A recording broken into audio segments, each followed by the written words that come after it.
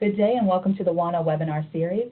As you will notice, all participants have been muted. If you have a question to ask, please send your question into the Q&A panel located on the bottom right-hand side of your screen, and your questions will be answered after the presentation. If you have any technical issues, please send a private chat to the host, the directions of which you can find in the chat window. Thank you for joining. Please welcome Robbie Borsman from Clubhouse International. Hi, Clubhouse world. I'm Robbie, and I work at Clubhouse International. And we are so happy to have so many of you with us for this launch of this new webinar series. We're delighted to be working together as an international Clubhouse community to bring you a series of webinars. The plan is that this first webinar and the first few webinars will address the immediate issues that we're all facing during this time where we're operating as virtual and remote clubhouses. But then as we move ahead with the webinars, we're also planning to provide training and guidance with some of our more basic ongoing Clubhouse issues. I'm sure that all of us can agree that these last few weeks of living through the devastation of the coronavirus pandemic have been incredibly difficult and painful for all of us. But as seems to be true with so much in life, lots of us are also finding that there is a kind of a silver lining in all of this. At the same time as we are maintaining physical distance from each other, we're also discovering that in some ways, this experience is making us closer than ever to one another. We're hearing that members and staff in individual Clubhouse communities are finding new and deeply meaningful ways to maintain their strong bonds of friendship and connection. Even with members who may not have been actively involved with the Clubhouse for a long time. And clubhouses around the globe are rediscovering the awesome reality that we are truly all part of a powerful international web of Clubhouse communities, and that we are all here with and for each other. We're so grateful to Fountain House New York for providing the technical capacity for the series and for their initiative in getting the series launched. And we're grateful to the entire Clubhouse International training-based group for their leadership, commitment, talent, and generosity in creating the series of webinar trainings. This first webinar is called Staying Socially Connected While Physically Distant. It was created by the team at the Center for Leadership and Education at Fountain House and will be presented today by Elliott Madison and Gytis Simaitis from Fountain House. Fountain House mobilized their efforts very quickly at the beginning of this crisis, and they've learned a lot from it. And so they're going to present on some of the successful strategies that they've discovered for maintaining a strong, supportive, compassionate Clubhouse community, even in the midst of this unprecedented situation. So take it away, Fountain House. Thank you, Robbie. Gytis and I are very excited to share with you our experiences and what we have been doing since the COVID-19 crisis, this historical event that has really it was a real threat to both the mission of Clubhouse, which has always been bringing people together into a community of mutual support and understanding, and also to our community itself, knowing that many of our members were at most risk for this illness. And so what we would like to talk about is how this crisis, how we approached this crisis, like Robbie said, in a way that we wanted to keep the principles. Not only did we want to focus on the safety of our membership, but really continue to keep the principles of Clubhouse in social practice during this period of time of physical distancing. Ashwin Vasan, our CEO and president, always said that social distancing should not bring us back to social isolation. So we took that cue and really ran with it. And the regulations, what few that were coming out of our government, seemed to contradict what we wanted to do, which was really keep our community together, keep people engaged in meaningful work, and help build this new community in the virtual space. So we closed our building the first time in over 71 years, but we never thought about closing the community. And that was a key element. So we knew we had to adapt social practice for this new virtual environment, which brought along with it a number of complex issues that we would need to address. And so the first steps that we had to take was to assess the safety and needs of our entire membership. We knew that many of our members relied on Fountain House for basic needs, things like food. Many of them received their meals from Fountain House, but also Fountain House was always a bridge to make sure that they had access to clinical services, medications, and benefits. We also knew that our membership was uniquely at risk for this virus. So, because they often lived in congregate settings. We also had a number of members that were in shelters or in precarious housing situations. So the first thing we did was create a safety plan to meet these needs. And how we did it is how we've done everything at Fountain House, which was a collection of members and staff meeting together, developing and implementing the plan together. And we can go into during the questions and answers if people have questions about that. I know Clubhouse International has sent out some materials about how to do this, and I know they will send out some more materials. And certainly, Gytis and myself and the entire Fountain House crew are here to help support communities in clubhouses that need that. We had to look at the technological needs and supplies. So we knew that a substantial number of our members didn't have internet access or hardware access to be able to get on a virtual platform. We've given out 50-some smartphones, tablets, laptops, and we got those out to the members that did not have access to that. But we also knew that there would be a substantial number of our members who just didn't have the digital literacy skills at all, even if we could get them the technology, which we got everybody that needed it, the technology, that giving them a computer, but them not having the skills to use an email, get online, wasn't going to do anything. So we had to create a parallel but integrated, and that's the key aspect, an integrated system for folks that did not have digital skills, while at the same time using this opportunity to really try to on-ramp folks into digital literacy, and that is continuing as we speak. But we had to create a telephonic infrastructure. And then, of course, most importantly, in many ways, is we had to establish a community to integrate social practice. All the things that we do in a physical premise, we needed to figure out how to do in a virtual premise. Things like engagement, relationship development, side-by-side meaningful work, joint decision-making. How would we do that in a virtual environment? And so we realized fairly early on the unit structure did not lend itself neatly to a virtual environment. So we created working groups, quite a few of them. The working groups are smaller than the traditional unit.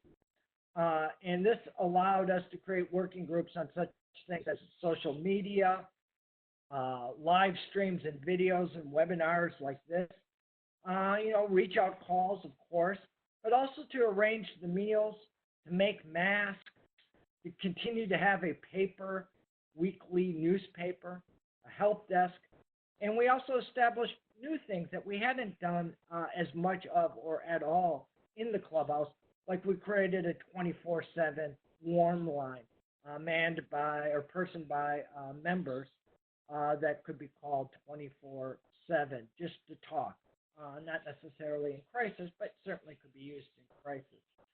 So we had to adapt, but never give up the principles that make the Clubhouse such an important and an important part of our members' recovery when they needed it the most, during a crisis, when there's a lot of fear, a lot of uncertainty, and it seems as if society is suggesting social isolation is the way to go. We had to keep our principles and keep the work that the Clubhouse is doing going, even when we were physically distant. And now Gytis is going to explain some of the technological aspects that we have put into place to help support our mission of social practice and Clubhouse model. Thank you very much, Elliott. Thank you, everyone. Thank you, Robbie.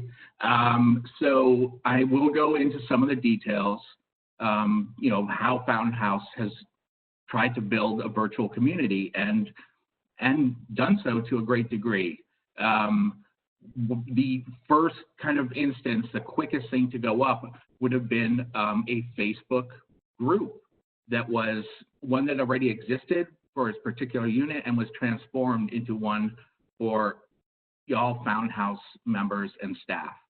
And it's, conceived of as the Clubhouse living room. It's the social setting, for people to come in and chat and, talk about, share things, share information about COVID, share information. Fountain House can share information like the warm line number that you see in this slide.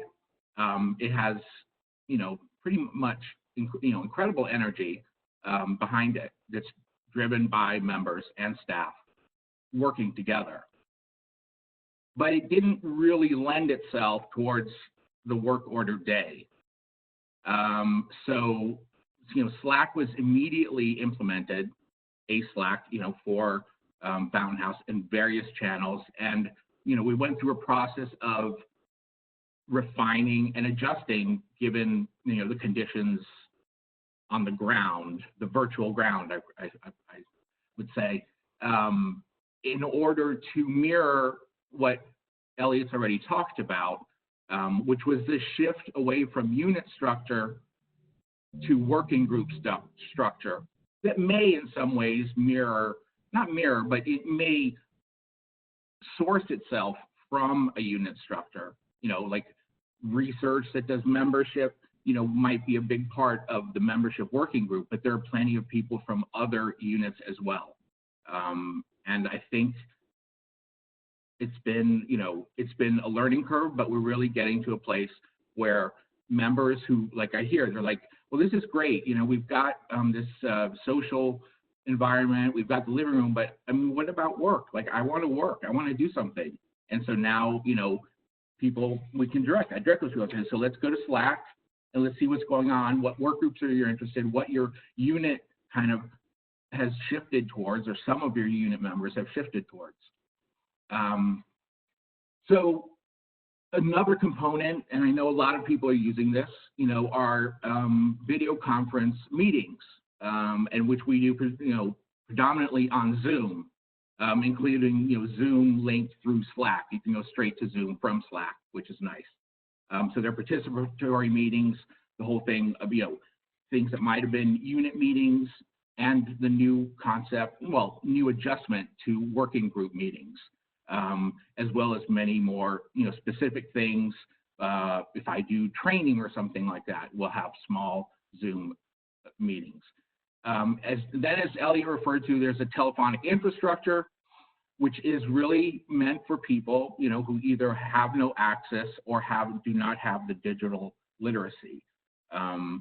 Really important to try to include everyone in this virtual community, and that's, I guess, it's getting up and running, and it's integrated into some of the data-related work that we're doing because there may be a crisis, but we still have to collect it. This is a quick shot of a new virtual Clubhouse landing page that's going to go live next week. It's Fountain House in collaboration with Clubhouse International. So this is just an early preview of that.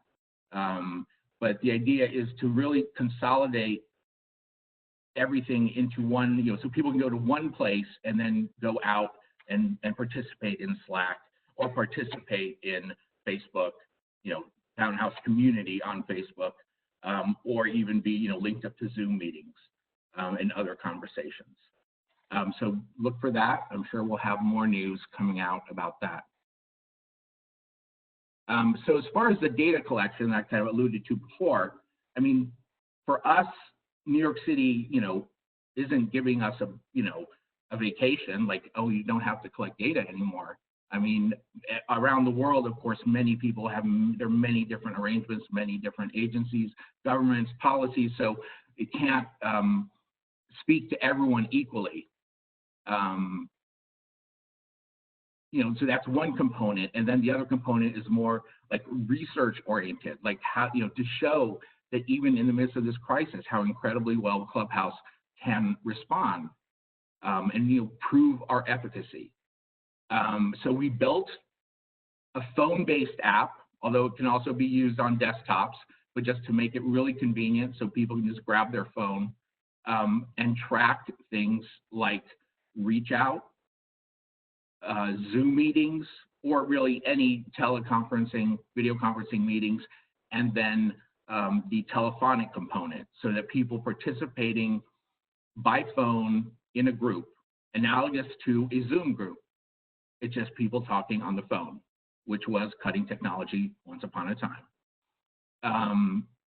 We also tracked things like food, medicine, phone, or banking deliveries, not through this app, through other means, and then the help desk engagement. We'll talk a little bit more about the help desk later. And also we have, various surveys to try to understand how we can, make virtual Clubhouse more effective and, what might help people in the future. You just see a quick screenshot of the landing page of the virtual Fountain House app. Some of the data, this is just kind of a really, intended to be more fun presentation of the Fountain House community on Facebook and the incredible increase in engagement as this crisis started. And I mean, you can look at the lines and they make sense, but one nice thing about this is, for instance, we could post it on the Facebook and kind of give feedback to members, understand, like, we're all participating in something that's growing, and it kind of just builds energy. So we just wanted to show that. So as far as the virtual help desk, we really pretty much the first working day after Fountain House closed, we built a virtual help desk based on, which included a custom web portal that had subcategories of, like, do I need help with my phone? Do I need help with my computer? Do I need help with Facebook, Slack, or something else? And that way, and we can really kind of give attention to the technical needs or requirements that come to us in a really effective way. There's also an email that connects you to the web portal and a separate dedicated phone line, really meant for people without technology to reach someone that can help them, maybe if they've gotten one of Fountain House's new phones or laptops, to help deal with that, or just anything else that isn't, that people can't do through the platform. And more information will be available on that shortly. So I guess we'll move now into a period of question and answer. Thank you, Gytis. For those that have a question they would like to ask, please submit your questions in the Q&A panel located in the bottom right-hand side of your screen. So we'll start off with the first question. How are you able to afford to give members smartphones? How do you afford to cover minutes and so on? A good question. So we, interestingly, right before COVID, we were very interested in connecting people that didn't have what was called a room phone, what we were calling a room phone. So they didn't have access to a phone at all, or they only had access to a phone in a congregate kind of care setting, like you'd call a residence or a nursing home, and then they would come and get you. Because we found that was an impediment to people's employment and education, and just a kind of sense of well-being. I should be able to reach out to a friend. This was all pre-COVID. So we had made a contact and a partnership with a local New York-based cell phone company, and we had started to roll that out for people that were getting employed but didn't have a cell phone. So then when COVID happened, we kind of doubled down on that, and that worked very well until they were shut down when we went into a lockdown, and then we had to go all the way up to Connecticut. We've also tried to raise money, and we are in negotiations with a number of technology groups to try to make this sustainable. Our whole goal is that this infrastructure that we're talking about will remain after the building reopens. We find that it is a net positive for the community. So we are looking to build infrastructure that lasts, not just to get us through the crisis. So we will need partners. It's a great question. Thank you. The next question is, when you say social practice, what do you mean? So social practice is what Fountain House and some others have been kind of identifying what are the core components of what is actually done in Clubhouse. So things, elements like engagement, relationships, and relationship development, social design, how we make the work accessible, how we make the place have an experience of respect and dignity. The use of transitional environments like transitional employment, things like that. It's all those elements that is Clubhouse practice, what we call it social practice, to tie it to its kind of social work and psychological history. But it's all about what we do that leads to recovery. And we knew that folks during this very difficult time would actually need the Clubhouse probably more now than ever. And we wanted to make sure that we were not just focusing on the survival needs, that are important and essential, but really focusing on what makes Clubhouse so powerful in people's journey of recovery.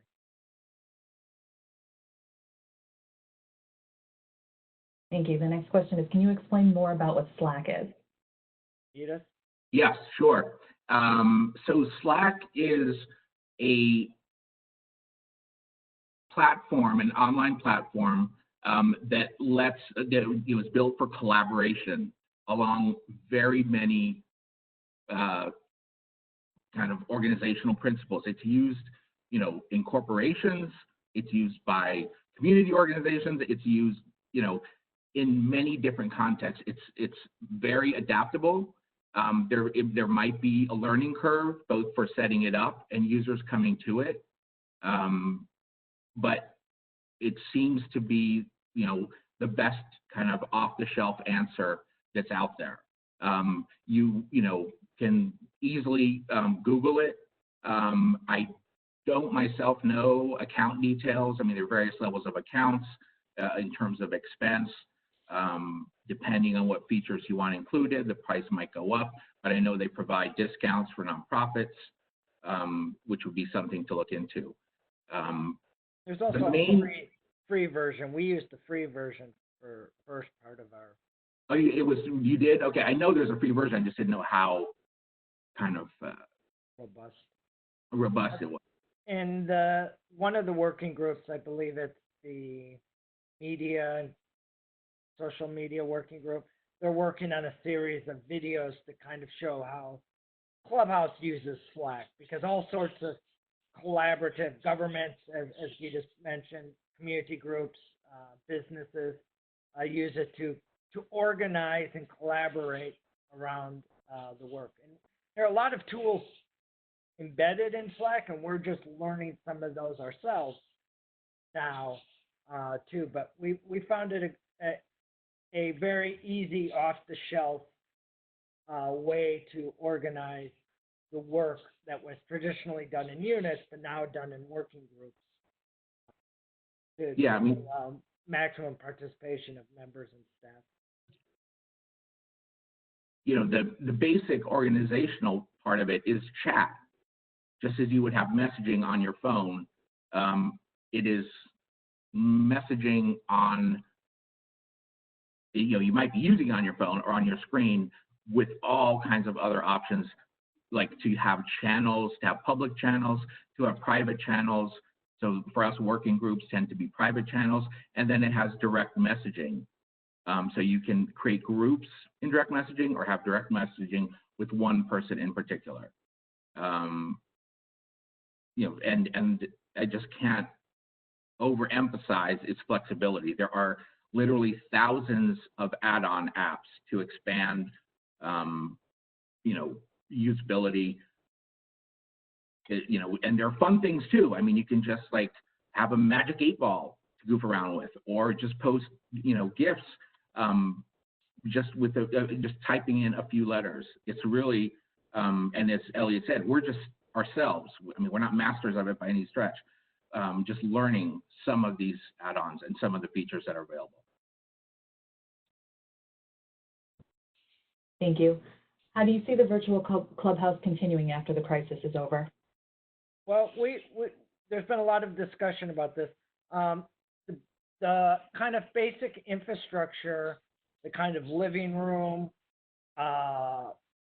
units, meetings, all of that would remain. And we think that it will actually reach a group of people that we've always wanted to reach. So obviously a core standard of Clubhouse is that membership is without time limit, right? Or often colloquially said, once a member, always a member.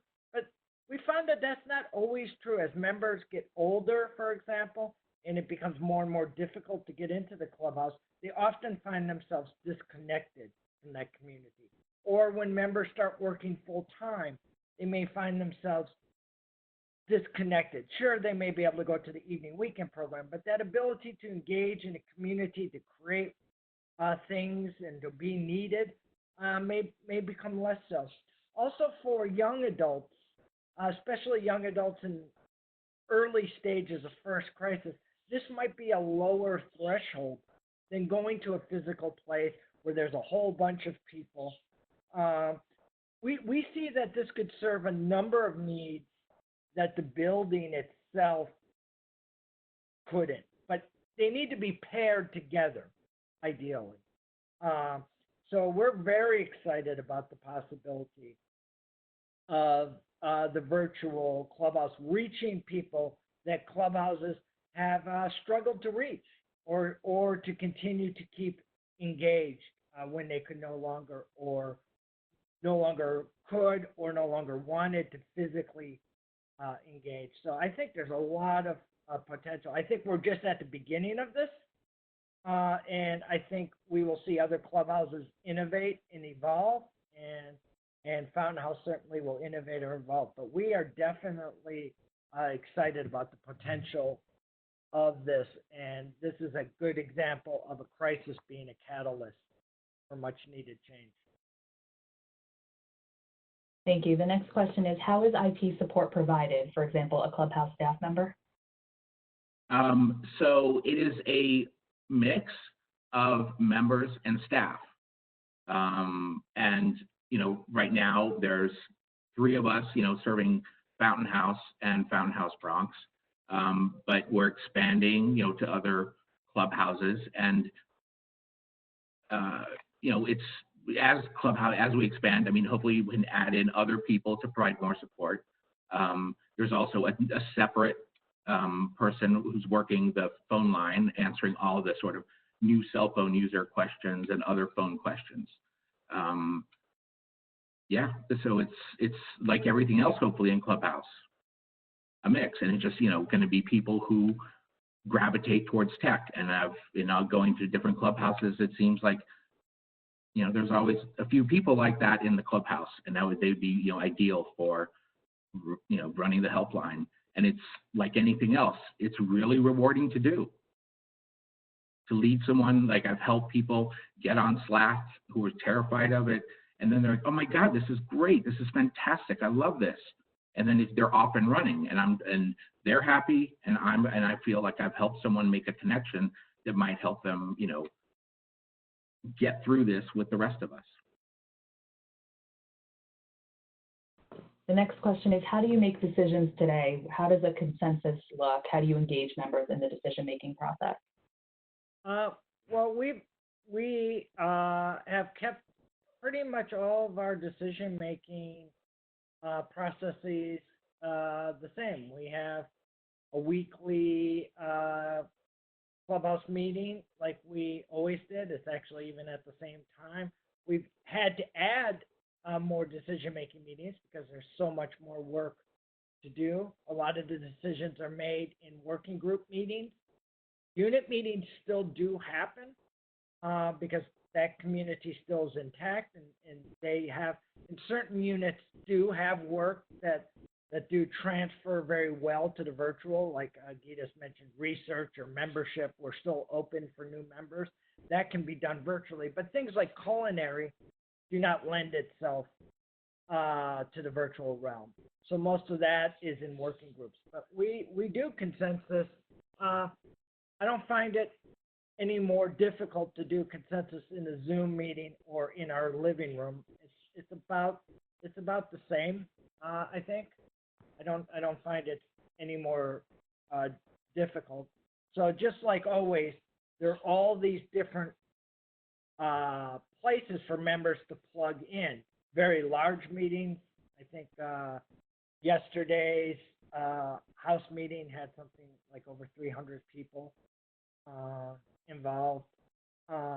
Some of those are by telephone, some are in the video, some are on Facebook, typing in chat.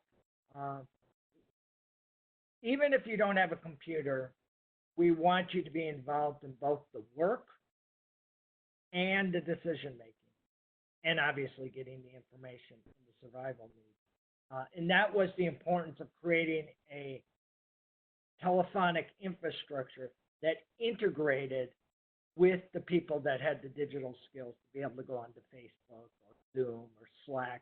We had to create a telephonic infrastructure that integrated so that we didn't have a separate track for the people that didn't have digital skills and a separate track for the people that have digital skills. So in these groups, you have folks, both folks, because everybody has skills, everybody has opinions on how their clubhouse needs to be constructed, and that's been a key component of our success and our ability to adapt so nimbly to this really historic situation. Thank you. Taking into consideration that among members there are people using only a telephone as a way of contact and people using the internet, how do you balance the activities related to supporting individual members in their current situation related to COVID-19? For example, helping with food, banking, and health issues. So we do all that. That's not really that different. If you have a telephone, you can call our switchboard, get connected to your unit just like you always could, or you could call that warm line and talk to a peer and say, I need food, my medication didn't come in, I need to get money from the bank. That's not much different than, it's not any easier or harder than somebody sending an email or a Slack message to those same. So there's a banking working group, There's a meals working group, and you need to communicate to that working group to say your needs. The more difficult issue was when you don't have a physical building, what is the work other than talking on the telephone? What is the hands-on work that you can do when you're physically separated? And that was a tougher. So let's take the newsletter, the newspaper, right? A lot of members we found that don't have digital skills would come into the clubhouse and participate in the mailing, in the Xeroxing, and the collating of the. So how do you do that now? Well, one of the things we did is we got a software that allowed people to transcribe, so they could call on their phone and write a story for the newsletter. That was great. We had the residences. We would drop off copies of the newsletter to be collated. And then we would drop off those to be to individuals that are part of that working group that said, oh, I'll put them in the mail and seal them up. And the post office comes and picks them up. So we were able to engage a whole number of folks that never touched a computer, though there were some people that had to lay it out on the computer, and they were part of the same working group. So you see where you could connect the digitally savvy people with the people that they may even have digital skills, but that is not the work they want to do, and connect them up with that. Another big one is mask making. In New York, everybody that goes out in the public is now required to wear a mask, though it's very difficult to get them. It's a kind of a catch-22. So we early on ordered a bunch of specialized fabric. We got a pattern. We're dropping off material at people that have volunteered to be part of this mask making group. They're cutting it out. It's going to other people that sew it. It's a very efficient mechanism, but it's also a great way to engage people that don't want to just be on a computer all the time. And it's meaningful work. What could be more meaningful, right? What could be more meaningful? And they're part of the community, and they're serving the community, and they're working with people that are digitally savvy enough to make the pattern on the computer and send it to you. So there are a number of these initiatives. We sent hydroponic kits. I think we're going to be sending, I'm doing that tomorrow. I'm dropping off, I think, 50 or 60 hydroponic kits to get the vegetables ready for our vegetable garden. We have to get seedlings. We have a short season in New York and at our farm. So that's something that's it's labor intensive, but you can do it at home. You can still engage in physical distancing, but you're still part of it. There's discussions. There's a working group to talk about how the plants are doing. Do we need to change the nutrients? When do we need to send them up to the farm or the patios to be grown? It's all this kind of meaningful work, but you need to have that. Otherwise, for most of you, 50% of your community will become disconnected or be somehow a second-class Clubhouse member just because they don't have digital skills or they don't want to do digital work. Clubhouse has never been about forcing people to do one particular piece of work. So, I mean, just on the digital side of it, for people with some skills, it's not just a matter of people working to maintain virtual fountain house, sort of the meta work of just keeping it running and organized. But as you alluded to before, we've got membership up and rolling again. I mean, it was a hitch for a while, but luckily, everything was already digital, or a lot of things were digital, not the old records. And we networked a group of members together who were interested. I mean, right now, I think it's about 7 or 8. And then, a couple of staff members who all have access, to the original database and can work entering applications and processing enrollments. So, it is direct work in the running of a clubhouse, doing the same thing they'd be doing in the house, the physical house, the same forms, the same data. The only thing is they're not, hanging out together. But then we do that in a Zoom meeting. Thank you. This is a question for Robbie. What is the biggest concern you have heard from the international community? Oh, hold on one second, Robbie. You're still muted.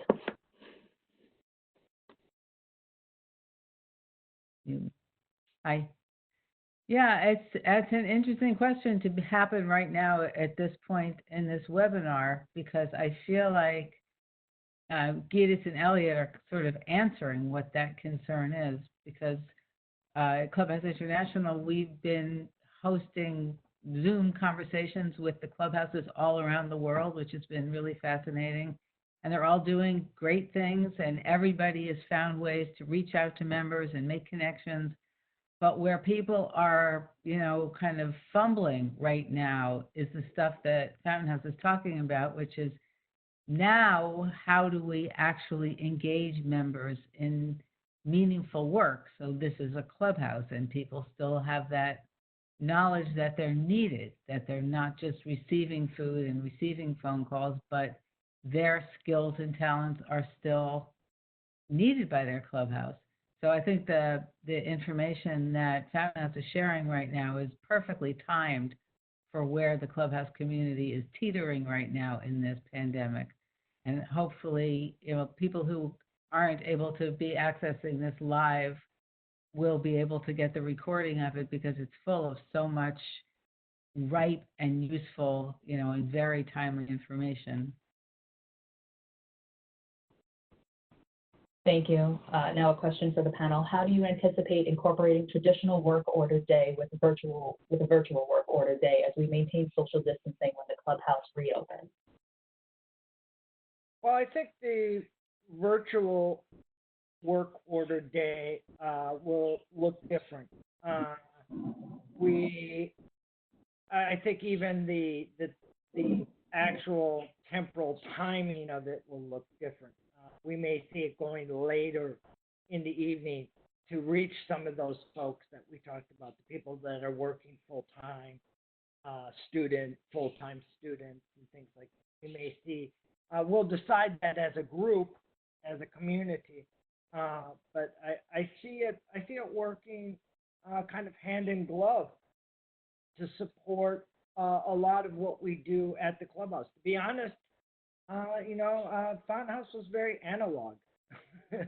A lot of what we did was hands-on, shoulder to shoulder, and we needed some more digital capacity and digital support. And we could certainly create, and we started actually right before COVID happened.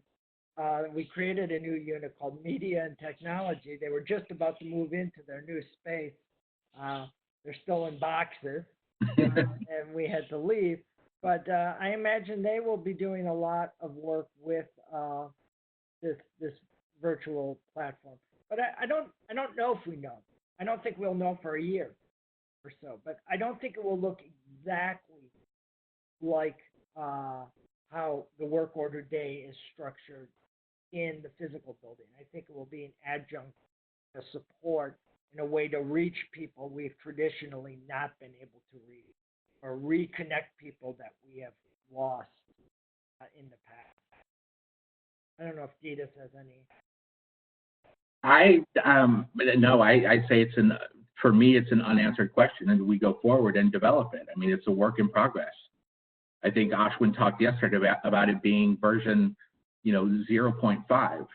Yeah, not even. We're not even at 1 yet. So maybe by version 3.2, we'll have a better sense of how everything integrates between house, physical house, and virtual house. Oh, I will say, I think one big difference is, and we're hearing this from the members, is that the desire to connect to the larger community outside of Fountain House, outside of the New York Coalition, kind of the World Clubhouse. I think we will see as we develop these platforms, you might start to see working groups that are made up of members and staff from across the world working together. And I think that would be something that we really only get that experience during colleague training, which people say is very inspirational, powerful for their recovery, powerful as professional development, and during the seminars. And I think we might see, and I know Clubhouse International is maybe thinking along this way too, in that landing page that Gytis showed is a collaboration between Fountain House and Clubhouse International, but that's a landing page for everybody. It doesn't matter whether you're in Reykjavik Clubhouse or in the New Jersey Shore House. It's you know, so I think that will be something very different. Obviously, impossible to do just in a physical building. Can I add something to that? This is Robbie. That's starting to happen organically. You know, we've just been noticing, like, we are asking members in clubhouses, how are you staying connected to your clubhouse? And some of them are saying, yeah, my clubhouse has some interesting meetings, but this clubhouse on the other side of the world is doing this really cool thing, and I can just zoom into their meeting, and they welcome me, and they're interested in me, and I'm interested in them. So, yeah, I mean, Clubhouse members have a whole lot more opportunities if we make it known what's going on in clubhouses around the world. I see it almost as a theme in our conversation now. I think about from the smaller scale of units dissolving into working groups to a degree, it's like, and then clubhouses start to blend with other houses in a really unifying kind of way. And there's a cross-pollination where before there was such separation, right? I mean, even units within Fountain House, it always troubled me sometimes seeing, you know, people really stuck to their social group formed by the unit. And it's hard sometimes to break out of it. I know we've struggled with that, but now it's just like, there's like an element of freedom and connectedness that's, you know, a silver lining. I don't know, but I think it's a fantastic process on the micro and the macro scale. The next question is, have you seen any security issues with Zoom? No, we haven't had any Zoom incidents. We encourage any Zoom meetings that have any sort of sensitive information discussed should have a password. Really, all Zoom meetings should have a password, and that's a pretty easy way to keep out the bulk of the problem. You know, I think, you know, we're a pretty big clubhouse, and we haven't had a problem. I think even, you know, smaller clubhouses, I don't think will be as much of a temptation. It's kind of the size of the Zoom meeting, as far as I understand it, that attracts people to hack in. And I should say too, for the U.S. clubhouses, Zoom has, though it's I think paid for, but I think during the COVID they're waiving that fee. There's a HIPAA compliant Yes. version of Zoom that's end-to-end encryption that the government recognizes as HIPAA compliant. So for things like intake and membership and things like that, you would probably want to eventually get the HIPAA compliant Zoom, which runs the same way as Zoom. It's just the back end stuff is encrypted by government standards. Slack also has similar things. But Zoom as is out of the box, I mean, is approved by the U.S. government to use for these kinds of communications. Yeah, for telemedicine and other things. For the time being, the standards loosened up a bit. You know, and there are lists for the United States clubhouses, you know, of approved communications and those that are not. For instance, like Facebook Live, not just regular Facebook, but Facebook Live or WhatsApp. I'm not sure about WhatsApp, I forget, so I don't want to misspeak. But, you know, it's not like it's a free-for-all, wide-open thing even to start with. There's a lot of built-in security. Thank you. The next question is, I understand that you are accepting new members. How do you effectively orient these people to the Clubhouse culture? I'm so glad you asked that, because I left out, you know, the unit called the Welcome Center at Fountain House, part of now, you know, in part, the working group of membership and intersecting with their own working group. they take on this, fantastic role of contacting people. They have introductory videos, and then we'll hold, in lieu of, having proper tours of Fountain House or anything like that, regular like new member meetings that are really kind of social in nature, not even to like, align people to the clubhouse. We're toying with ideas of like, virtual tours of Fountain House. Just got to make sure it's something that, an empty house doesn't look so great. So just something that we're toying with. But the, the unit, well, I should say the working group, does a great job of reaching out and encourages people to post up on Facebook. And I'm seeing, new members like, hi, everyone, I'm a new member. I mean, and they get, 100 replies and support and things like that. And it just can branch off into an introduction, into, over time, the work order day that's on Slack.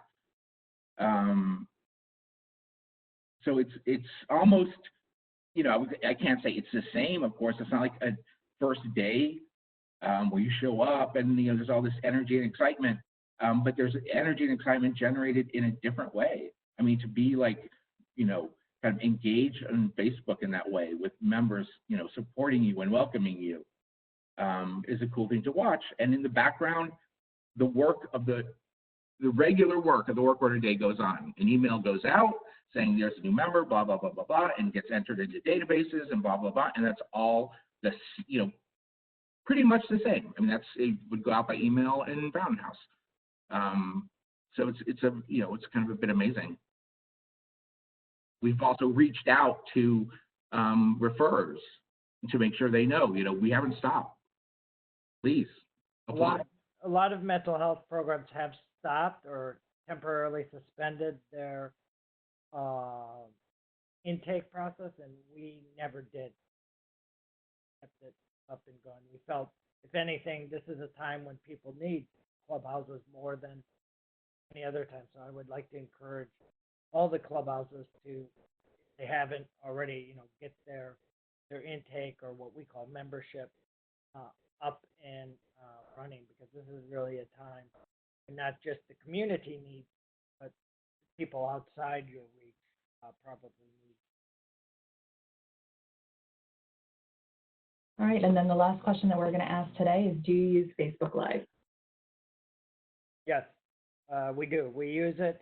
So with Zoom, you can do Zoom and stream it to Facebook Live. And Facebook Live, Facebook has a lower threshold as far as learning curve than Zoom and Slack. So we have a number of members that will watch, say, a community meeting or a state of our clubhouse meeting or a special address on live, or certain events. We've had everything from a Vegas night to author reading to poetry jams, to name that tune, which is both being done in Zoom, which allows for a lot more interaction and participation. But people can, if they want to just observe it or write comments, they can by watching it on Facebook Live.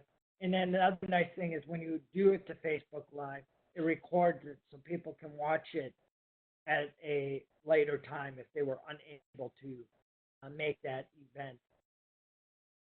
One caveat that might help people is that, all that is true, but you really can't play music on Facebook Live because few of us have the right licensing for that.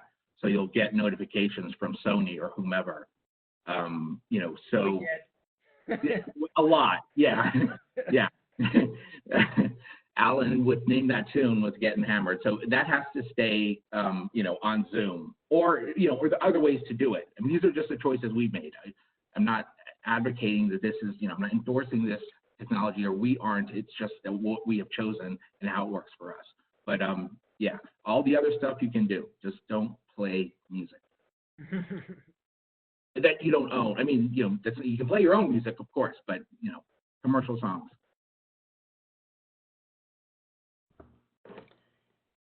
Thank you. If we haven't asked your question, please send an email to wanawebinar@fountainhouse.org. The recording will be available next week, and slides will be available tomorrow. Thank you for coming to the webinar. Please be on the lookout for announcements regarding our future webinars, and everyone have a great day.